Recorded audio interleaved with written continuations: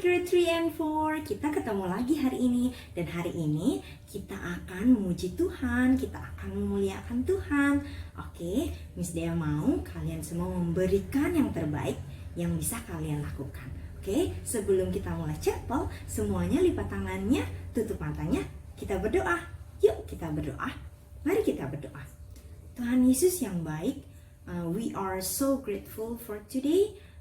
Tuhan, sekarang kami akan chapel, biar Tuhan yang berkati kami Tuhan, supaya kami dapat memberikan yang terbaik, memberikan hati kami, memuji Engkau dan memuliakan namamu. Tuhan berkati semuanya dari awal sampai akhir. Di dalam namamu kami berdoa, haleluya, amin. Oke, sekarang kita akan memuji Tuhan. Miss Dea mau semuanya berdiri. Kita akan memuji Tuhan dengan lagu Every Move I Make. Oke? Everybody stand up. I know I cannot see you, but God can see you. Okay? Give your best. Please.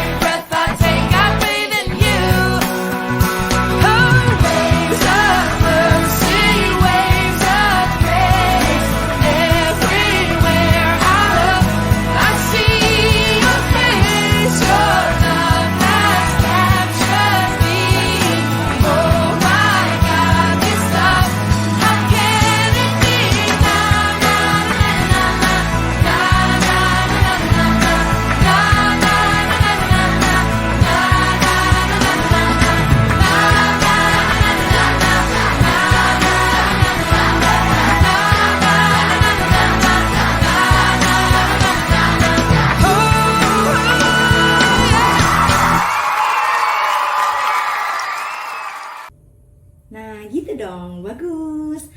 Good job loh, udah pada berdiri. Sekarang di pujian kita yang kedua, semuanya berdiri ya.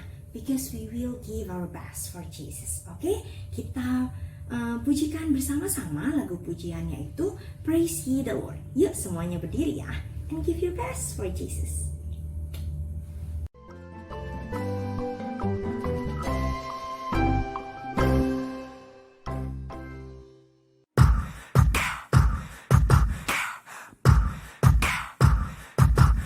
Hallelujah, hallelujah, hallelujah, hallelujah, praise ye the Lord. Hallelujah, hallelujah, hallelujah, hallelujah, praise ye the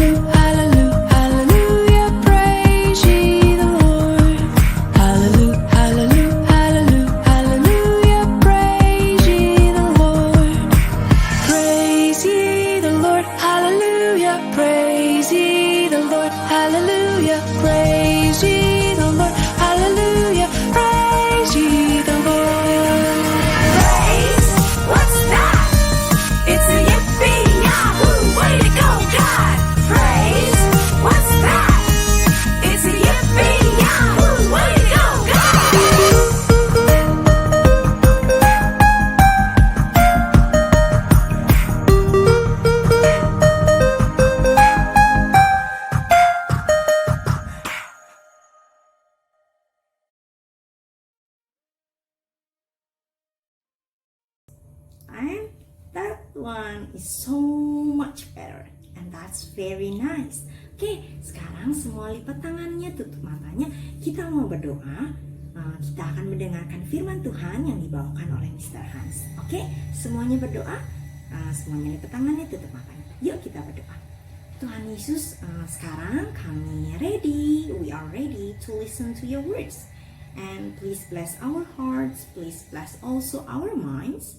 So when we listen to your words, we can obey your words and we can do it in our lives. And please bless Mr. Hans also. In Jesus' name we pray. Amen. Oke, kita panggil yuk sama-sama Mr. Hans. Mr. Hans, Mr. Hans. Baik, terima kasih Miss Dea. Oke, selamat pagi Grade 3 and Grade 4. Apa kabar semuanya? Baik, saya harap semuanya dalam kondisi baik-baik dan sehat selalu ya. Oke, jadi pada chapel pagi ini temanya adalah ajaran yang diberitakan. Pertama-tama, mari kita sama-sama membaca dari kitab Mazmur 71 ayatnya yang ke-17 sampai dengan 18. Mister akan membacakannya dan anak-anak bisa memperhatikan ya. Saya akan bantu tampilkan ayat tersebut di layar. Baik, demikian firman Tuhan. Mazmur 71 ayat yang ke-17 sampai dengan 18. Ya Allah, Engkau telah mengajar aku sejak kecilku, dan sampai sekarang aku memberitakan perbuatan-Mu yang ajaib. Juga sampai masa tuaku dan putih rambutku, ya Allah, janganlah meninggalkan aku, supaya aku memberitakan kuasa-Mu kepada angkatan ini, keperkasaan-Mu kepada semua orang yang akan datang. Baik anak-anak, demikian firman Tuhan. Oke, pertama-tama mari kita sama-sama membahas dari latar belakangnya ya. Nah anak-anak, ini kitab yang kita baca adalah kitab Mazmur. Dan saya yakin anak-anak di sini sudah tahu ya, siapa sih sebenarnya yang menulis kitab Mazmur? Siapa coba namanya? Betul sekali, namanya adalah Daud ya. Nah anak-anak, sebagai informasi kalian ya, Daud itu juga dia disebut sebagai pemazmur. Loh, kenapa Sir kok dia disebut pemazmur? Dan apa sih sebenarnya pemazmur itu? Oke, jadi Sir ini ya, saya kasih tahu pemazmur itu apa sih? Pemazmur adalah pewarta sabda Allah dalam nyanyian. Nah, si pemazmur ini dia menjadi alatnya Tuhan untuk mewartakan sabdanya atau firman-Nya. Dan si pemazmur ini dia benar-benar menjiwai dan merenungkan isi mazmur. Jadi itu dia artinya pemazmur ya. Pemberita firman Tuhan melalui nyanyian. Nah, jadi contohnya juga seperti Daud. Dia benar-benar merenungkan firman Tuhan dan juga benar-benar melakukan firman Tuhan. Oke. Nah, anak-anak, di pasal 71 ini yang kita baca sama-sama. Pasal 71 ini dia berisi doa dan juga maksudnya doa meminta perlindungan ya, doa memohon perlindungan kepada Tuhan. Jadi itu isinya Mazmur 71, doa memohon perlindungan kepada Tuhan. Jika kita perhatikan dari ayat 1 sampai habis di pasal 71 ini, itu isinya adalah ungkapan hati Daud, ungkapan jiwa Daud ya, bahwa dia tuh benar-benar membutuhkan perlindungan Tuhan. Dan dia juga bersyukur. Kenapa? Karena Daud benar-benar merasakan kasih dan pertolongan Tuhan. Sejak ia kecil, di ayat 17 tadi ya, si Daud ini dia sudah benar-benar merasakan penyertaan Tuhan. Nah, ya. Jadi itu dia latar belakangnya. Ayat 71, pasal 71 ini dia berisi tentang ungkapan hati Daud, doa Daud untuk terus meminta pertolongan sama Tuhan. Dan dan Daud pengen menyampaikan kepada para pembacanya bahwa kalau kita berharap sama Tuhan itu tidak ada yang sia-sia. Begitu ya latar belakangnya. Nah, kemudian kita masuk ke bagian God story-nya. Jadi, apa sih God story-nya? Bagaimana kisah Tuhan dalam pasal yang kita baca ini Nah, anak-anak kalau kita perhatikan baik-baik, khususnya ayat 17 tadi ya, kita sama-sama tahu Tuhan itu sudah menyertai Daud semenjak dia kecil. Daud sendiri yang sudah merasakan tuh. Dari ketika Daud dia dipilih, Daud diurapi, dan juga ketika Daud berperang melawan Goliat, itu jelas sekali Tuhan selalu menyertai dan melindunginya. Nah ya, jadi story-nya kita bisa lihat sama-sama bahwa Tuhan memang benar-benar melindungi dan menyertai Daud. Ya, itu story-nya. Lalu kemudian kita masuk ke bagian connect to Jesus. Nah, anak-anak kalau kita lihat sama-sama, Daud ini dia kan benar-benar percaya. Dia yakin sekali, begitu ya. Nah, tapi sekarang saya tanya lagi sih, apa sih sebenarnya bukti kalau kita benar-benar percaya? Apa buktinya kalau kita benar-benar percaya? Apakah setiap hari kita masih dilingkupi perasaan takut? Kalau misalnya iya, nah itu perlu dipertanyakan tuh. Apakah kita benar-benar percaya sama Tuhan atau cuma percaya-percaya saja, main-main, tidak serius ya? Nah, jadi pertanyaan untuk kita semua, apakah kita benar-benar mau berserah dan berlindung kepada Tuhan Yesus?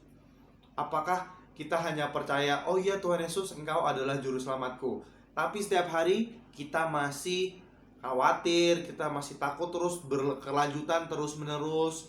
Nah, itu perlu dipertanyakan, apakah kita benar-benar percaya sama Tuhan Yesus atau tidak? Ya. Nah, kemudian dari keturunan Daud, kita semua sudah tahu sama-sama akan lahir sang juru selamat, yaitu Tuhan Yesus Kristus. Jadi, Tuhan pun memakai Daud ya untuk memberitakan firman Tuhan, dan juga melalui keturunan Daud akan lahir sang juru selamat, yaitu Tuhan Yesus Kristus. Demikian connect to Jesus-nya. Kemudian aplikasinya dalam kehidupan kita sehari-hari apa ya kira-kira ya? Oke, jadi yang pertama, melalui pasal ini kita sama-sama diingatkan dan sama-sama belajar supaya kita benar-benar berserah dan berlindung penuh sama Tuhan. Ya. Nah, sekarang saya kasih cerita, saya kasih perumpamaan, dan coba kalian sama-sama membayangkan ya. Oke, contohnya begini.